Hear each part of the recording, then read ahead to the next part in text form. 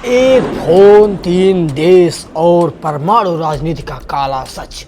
इस दुनिया में दो चीजें सबसे खतरनाक होती हैं, एक परमाणु बम और दूसरा सरकारी अफसर का मोबाइल फोन। क्योंकि बम फटे या ना फटे, पर अगर फोन गलत हाथों में चला गया तो देश की नींद जरूर उड़ जाती है। और आज की कहानी कोई फिल्म नहीं, कोई वेब सीरीज नहीं, बल्कि बीबीसी की असली हेडलाइन है। नमस्कार साथियों, स्वागत है आप सभी का आपकी सोसाइटी में। सौरभ मिश्रा। बीबीसी की असली हेडलाइन क्या है कि Japan nuclear agency worker losses phone with confidential data in China. अब सवाल उठता है कि फोन खोया या सिस्टम की पोल खुल गई। वो जापान, याद करिए, जहां ट्रेन 10 सेकंड लेट हो जाए तो कंडक्टर माफी मांग लेता है, जहां लोग सड़क पर कचरा तक नहीं फेंकते, जहां टेक्नोलॉजी को भगवान माना जाता है। और उसी जापान में काम करता है एक व्यक्ति, पर्सन, एलोन पर्सन। कौन है वो पर्सन? न्यूक्लियर एजेंसी का कर्मचारी। अब ध्यान दीजिएगा कि न्यूक्लियर एजेंसी मतलब क्या होता है। न्यूक्लियर एजेंसी आप जानते हैं, न्यूक्लियर तो आप समझे होंगे बम, लेकिन ऐसा नहीं है। रेडिएशन, परमाणु संयंत्र, संवेदनशील नक्शे, सेफ्टी रिपोर्ट, इंटरनल कम्युनिकेशन, ये होते हैं रेडिएशन, न्यूक्लियर। अगर ये जानकारी बाहर गई तो सिर्फ जापान नहीं, पूरी एशिया कांप जाएगी। चीन क्या है? जहां हर चीज देखी जाती है। अब कहानी मोड़ लेती है। क्या मोड़ लेती है? ये कर्मचारी किसी कारणवश चीन जाता है। कौन? जापान वाला। अब चीन कोई साधारण देश तो है नहीं। चीन क्या है? चीन मतलब दुनिया का सबसे बड़ा सर्विलांस नेटवर्क। हर कैमरा, हर सिग्नल, हर डेटा पर नजर। प्राइवेसी शब्द यहां डिक्शनरी में नहीं मिलता है। चीन में आप छींक भी मारो, पाद भी मारो, तो भी सरकार को पता चल जाता है कि सर्दी क्यों हुई, पेट खराब हुआ क्या आपका। और वहीं तभी फोन गायब हो गया। कहां? होटल में, टैक्सी में, रेस्टोरेंट में या मीटिंग में, किसी को ठीक से पता ही नहीं है। पर क्या पता है? बस इतना पता है कि फोन खो गया। अब आम आदमी बोलेगा, अरे यार फोन ही तो खोया है, लेकिन सरकार क्या बोलेगी? सरकार को तो लग गए, क्योंकि ये फोन सरकारी था, पासवर्ड से ज्यादा भरोसे पर चलता था। और उसमें क्या था? उसमें था कॉन्फिडेंशियल डाटा। इसी मोबाइल में था जो खोया हुआ है। और ये मैं कोई ऐसे बहकावे नहीं बता रहा हूं, जानकारी निकाल करके बता रहा हूं, क्योंकि बीबीसी के हेडलाइन है। तो आप जानते हैं न्यूक्लियर प्लांट की जानकारी, safety protocol, internet, mail, meeting notes. अब सोचिए कि अगर ये फोन किसी एजेंसी के हाथ लग गया, या किसी हैकर के, या किसी दोस्ताना देश के ही हाथ लग जाए तो क्या होगा? युद्ध मिसाइल से नहीं बल्कि जानकारी से लड़ा जाता है। लेकिन अब सवाल है कि यह खबर बीबीसी क्यों चला रहा है? क्यों नहीं जापानी लोकल चैनल वाले चलाते? क्योंकि जापान वालों का खोया हुआ है। तो जानिए कि यह सिर्फ जापान की खबर नहीं है, यह ग्लोबल सिक्योरिटी इशूज है। अमेरिका चौकन्ना है, चीन मुस्कुरा रहा है, दुनिया डर रही है। जासूसी फिल्मों की तरह, जैसे जासूसी फिल्मों में होता है, काला चश्मा पहने हुए कोई जासूस आता है, कोट पहने हुए है, पिस्टल लिए हुए है। ये फिल्मों में होता है, लेकिन हकीकत में क्या होता है? हकीकत में एक मोबाइल है, एक यूएसबी है, एक वाईफाई। चीन और अमेरिका दुनिया के सबसे बड़े डेटा दुश्मन हैं। और जापान क्या है भाई? जापान बीच में पिसता हुआ टेक्निकल पावर है। सोचिए, न्यूक्लियर डेटा फोन में है और फोन जेब में है। यानी देश की सुरक्षा कहां है? पैंट की जेब में है। अगर यही काम भारत में होता तो हेडलाइन होती, क्या हेडलाइन होती? सरकारी लापरवाही। लेकिन जब जापान में होता है तो इसे क्या बताया जाता है? Technical issues. वाह रे ग्लोबल मीडिया, बहुत बढ़िया है तुम्हारा चेहरा। जापान की सरकार कहती है कि फोन लॉक था, डेटा लिमिटेड था, कोई खतरा नहीं है। अब सवाल यह है कि अगर खतरा नहीं था, सब कुछ सेफ था, तो बीबीसी क्यों बीच में आया भाई? क्यों उसने हेडलाइन बनाया? अगर सब सुरक्षित था तो जांच क्यों बैठाया? अब कहानी सिर्फ फोन की नहीं है, कहानी है डेटा पावर की, न्यूक्लियर राजनीति की, और उस दुनिया की जहां युद्ध बिना गोली चलाए हो जाता है। आज एक फोन खोया है, कल एक फाइल, परसों एक देश। लेकिन असली सवाल अभी बाकी है। क्या बाकी है? कि क्या चीन को डेटा मिला? आखिर अमेरिका क्यों चुप है और भारत को इससे क्या सीखना चाहिए? लेकिन उससे पहले हम 21वीं सदी का युद्ध देखेंगे। पुराने जमाने में युद्ध ऐसे होते थे कि सेना आमने सामने, महाभारत आपने देखी होगी, सेना आमने सामने, टैंक, बंदूक, बम। आज युद्ध ऐसे होते हैं, डेटा, सर्वर, मोबाइल, सैटेलाइट। आज अगर किसी देश का nuclear data, defence plan, energy infrastructure दुश्मन के अगर पास चला जाए गलती से, तो युद्ध पहले ही हार लिया गया, यही समझिए। चीन ने इस मामले पर क्या कहा? चीन कुछ भी नहीं बोला। और यही सबसे डरावना है कि जब नेता ज्यादा बोलने लगे तो समझिए कुछ नहीं हुआ। जब नेता बिल्कुल चुप हो जाए तो समझिए सब कुछ हो चुका है। और चीन जानता है कि कब बोलना है, कब मुस्कुराना है और कब सिर्फ सुनना है। क्या चीन को डेटा मिला? हम भी सोच रहे हैं, आप भी सोच रहे होंगे कि क्या चीन को डेटा मिला? तो सरकारी बयान क्या कहता है, आइए जानते हैं। सरकारी बयान बताया कि no evidence of data breach. अब इसे ऐसे समझिए कि सबूत नहीं मिला। इसका मतलब ये नहीं कि घटना नहीं हुई। डिजिटल जासूसी में सबूत नहीं छोड़े जाते हैं, ट्रेस नहीं मिलते हैं, और जब तक पता चलता है तब तक खेल खत्म हो चुका होता है। और अब यही एंट्री होती है अमेरिका की। अमेरिका का क्यों? अमेरिका को इसका फर्क क्यों पड़ा जानते हैं? क्योंकि जापान अमेरिका का सबसे भरोसेमंद एशियाई साथी है। एशिया महाद्वीप में जापान का न्यूक्लियर डेटा, अमेरिका की एशिया रणनीति।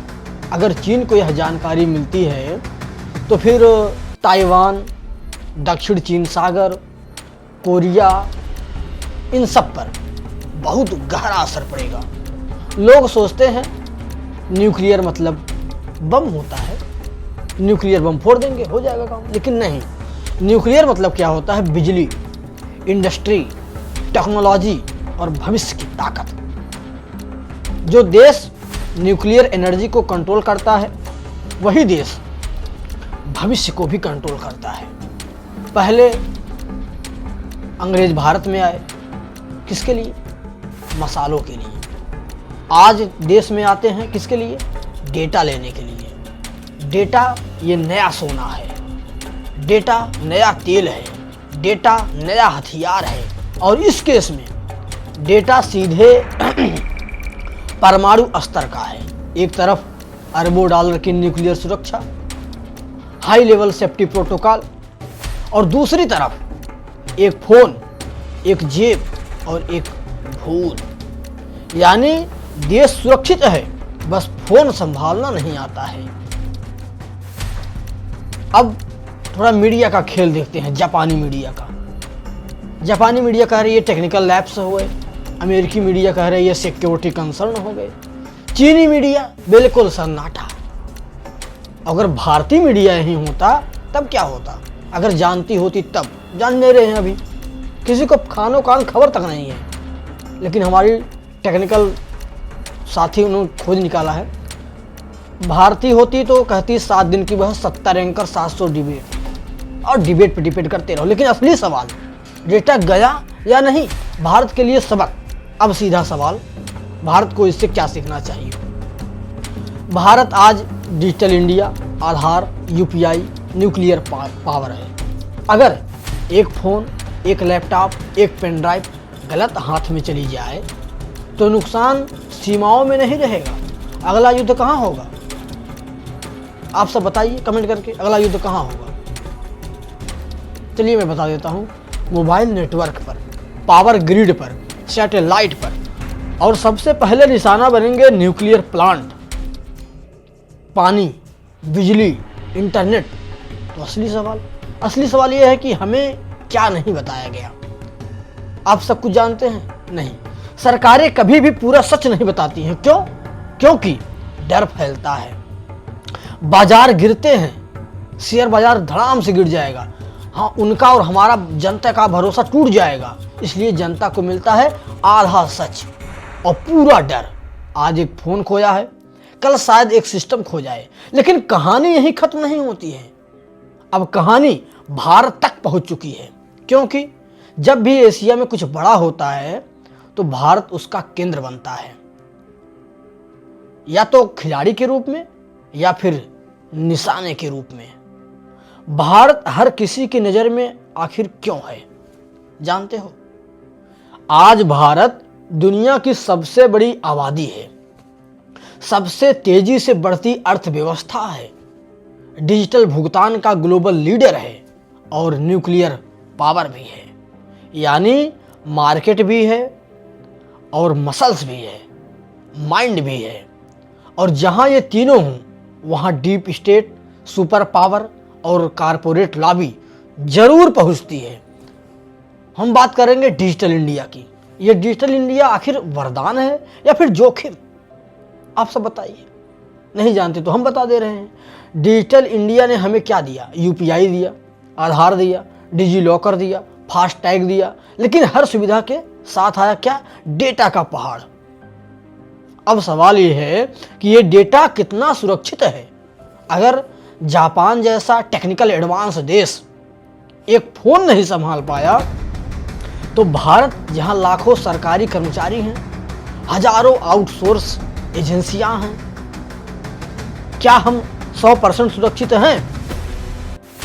आप सब अपने आप से पूछिए और सरकारों से भी पूछिए। कुछ सवाल ये हैं कि जो अक्सर कॉन्स्पिरेंसी कह करके टाल दिए जाते हैं, जैसे विदेशी ऐप्स अचानक क्यों ट्रेंड करते हैं, सोशल मीडिया नैरेटिव एक जैसे क्यों दिखते हैं, आंदोलन के समय डिजिटल एक्टिविटीज क्यों बढ़ जाती हैं। ये सब संयोग है या फिर डेटा ड्रिवन ऑपरेशन है, जैसे आज ईरान में हो गया है, खेमनई के साथ अमेरिका कर रहा है। भारत में क्या होता है? पासवर्ड 1 2 3 4 5 6, बैकअप भगवान भरोसे, सिक्योरिटी सवाल आपका फेवरेट नेता कौन? और हम कहते हैं हम साइबर सुपर पावर हैं। सुपर पावर बनने के लिए सिर्फ सर्वर नहीं, सेंस भी चाहिए। चीन, भारत, अमेरिका, ये तीनों लोग क्या कर रहे हैं? त्रिकोणीय खेल है। तीनों लोग त्रिकोणीय खेल हैं। चीन चाहता है एशिया में दबदबा, टेक्नोलॉजी कंट्रोल। अमेरिका चाहता है चीन को रोकना, भारत को बैलेंस बनाना। और भारत क्या चाहता है? भारत चाहता है आत्मनिर्भरता, बिना किसी का मोहरा बने आगे बढ़ना। यही वजह है कि भारत पर दबाव भी है, प्रलोभन भी है और साजिश भी चल रही है। तो हम ये सोच रहे हैं, हमारे मन में भी ये हो रहा है, आप सबके भी मन में हो रहा होगा कि अगला टारगेट क्या हो सकता है। एक्सपर्ट क्या मान रहे हैं? एक्सपर्ट मानते हैं कि power grid, railway network, banking system, nuclear plant, ये सब हाइब्रिड वार के टारगेट होते हैं। युद्ध अब ऐसे नहीं होगा तो कैसे होगा? हम हमला कर रहे हैं, युद्ध होगा ऐसे, जैसे सिस्टम डाउन है। कारण कौन है भाई? अज्ञात, पता नहीं कौन है। जब भी कुछ गड़बड़ होती है तो मीडिया व्यस्त रहता है, सोशल मीडिया बटा रहता है और जनता उलझी हुई रहती है। किसने उलझाया? नेताओं ने। सबको उलझा के रखते हैं। असली सवाल तो डेटा किसके पास है और उसका इस्तेमाल कौन कर रहा है? तो डराने के लिए नहीं, समझाने के लिए वो भी नहीं। लेकिन भारत को चाहिए कि डेटा डिसिप्लिन हर सरकारी कर्मचारी के लिए होना चाहिए। डिजिटल ट्रेनिंग सिर्फ अफसरों के लिए नहीं होनी चाहिए। स्वदेशी टेक सिर्फ नारे नहीं, निवेश भी होने चाहिए। और सवाल पूछने वाली जनता अंधभक्त या अंधविरोधी नहीं, असली देशभक्ति क्या है इसको जानने वाली होनी चाहिए। तो असली देशभक्ति क्या है?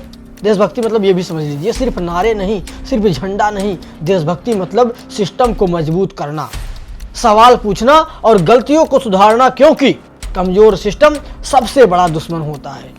आज एक फोन खोया था, कल डेटा खो सकता है। और अगर हम नहीं जागे तो परसों सारा नियंत्रण खो सकता है। और ये कहानी सिर्फ जापान की नहीं, चीन की नहीं, अमेरिका की नहीं, बल्कि ये कहानी हमारी है, हमारे भारत की। क्योंकि 21वीं सदी में जो डेटा हार गया, समझो वही देश हार गया। तो साथियों, इस कहानी को यहीं ख़त्म करते हैं। अगर आपको यह कहानी सच में जानकारीपूर्ण लगी हो, अच्छी लगी हो, तो वीडियो को लाइक और शेयर जरूर कीजिएगा।